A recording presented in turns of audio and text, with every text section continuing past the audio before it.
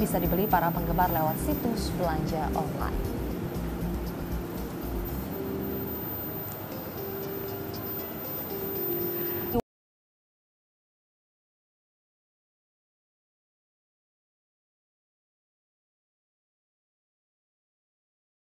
Waterloo akhirnya dipertontonkan ke publik. Acara dimulai pada hari Kamis di Waterloo, Belgia untuk memperingati 200 tahun pertempuran. Dan selanjutnya pemirsa, ini ada informasi mengenai untuk pertama kalinya dalam 200 tahun aksi pertempuran Napoleon ini, Bonaparte merupakan salah satu perang terkenal dalam sejarah dan sekitar 10.000 orang tewas dalam perang setengah hari antara tentara Prancis dengan koalisi tentara yang dipimpin Inggris. Perang pada tanggal 18 Juni 1815 ini sekaligus juga menandai akhir dominasi Prancis dan kepemimpinan Napoleon Bonaparte.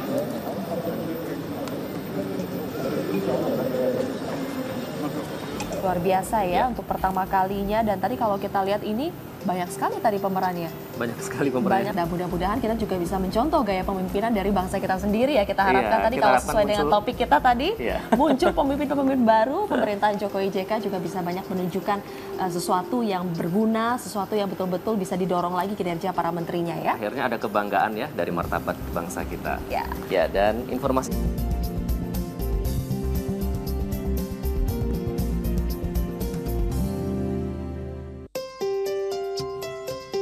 tadi sekaligus mengakhiri perjumpaan kita dalam Bincang Pagi kali ini. Mewakili seluruh kerabat kerja yang bertugas, saya Iqbal Himawan. Saya Zilvia Iskandar, terima kasih atas kebersamaan Anda.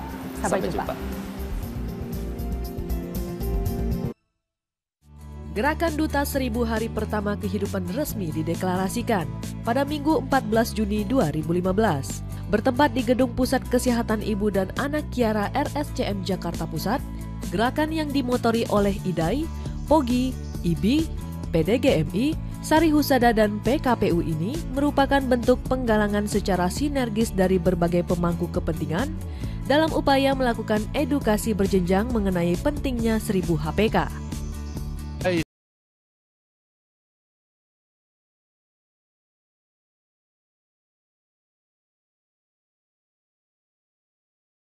To develop a curriculum that is also practical for the midwife to teach the consumer. What we can contribute from the private sector is that we are today have the organization and the material to make sure that the logistic of this program will be supported. Acara yang diadakan bertepatan dengan Hari Ulang Tahun Ikatan Dokter Anak Indonesia yang ke-61 ini dihadiri oleh Bapak Rahmat Sentika mewakili Menteri PMK. Anak dan gizi ini akan memperkuat kompetensi, akan memperkuat advokasi kepada semua stakeholder.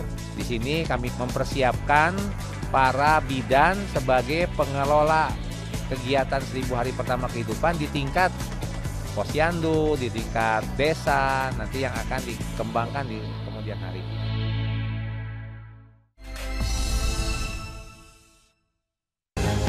Bekerja sama dengan Pemda daerah-daerah tertinggal, ia mengembangkan matematika gasing gampang, asyik, dan menyenangkan. Setiap anak sesungguhnya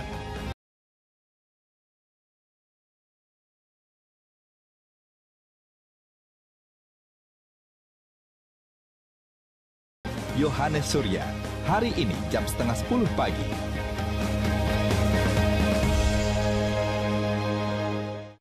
Kini, Metro Kini setiap hari jam 8 pagi.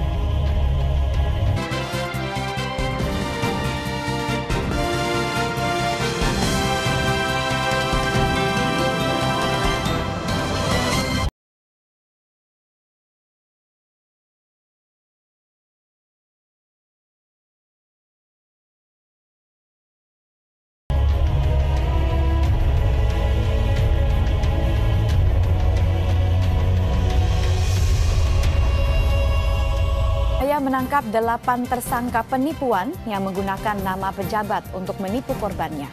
Dari para tersangka, polisi menyita 500 kartu ATM dengan identitas palsu.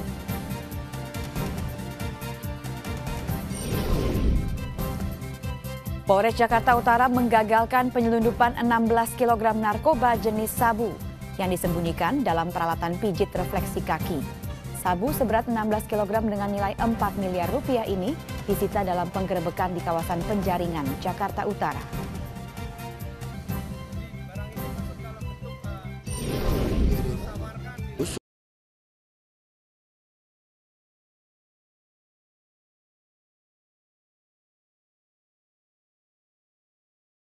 Bikin jalan nggak mau tahu.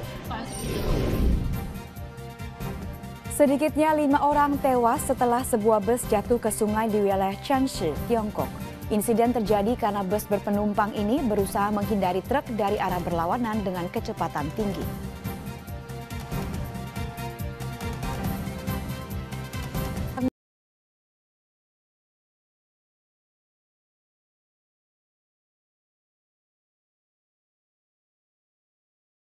Metro Kini selengkapnya bersama saya, Rike Karolin.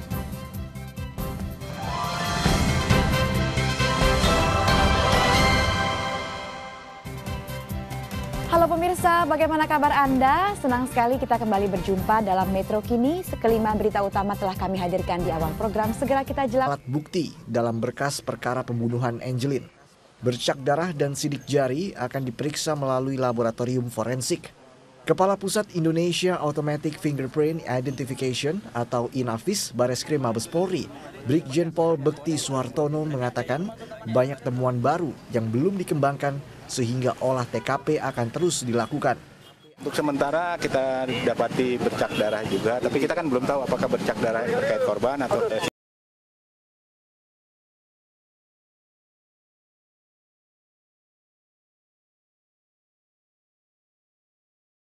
sidik jari laten. Itu pun harus dikembangkan lagi nanti. Di bagian mana itu dan banyak.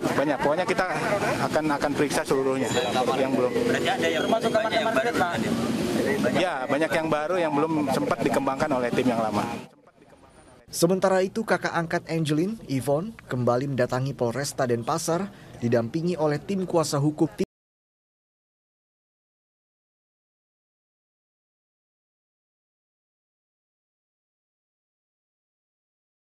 Tim penyidik menanyakan beberapa hal, mulai dari kedekatannya dengan Angelin dan keluarga, serta keberadaan Yvonne ketika Angelin dinyatakan hilang.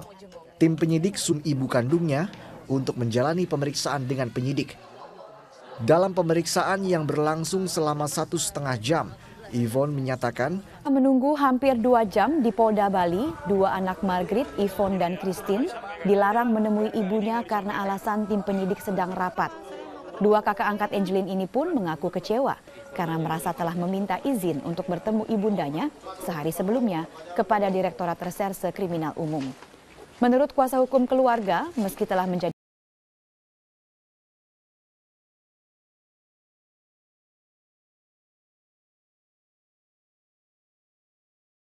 intinya itu kecewa. Bicara Mbak, apa yang gimana Mbak? Apa yang ingin Mbak sampaikan?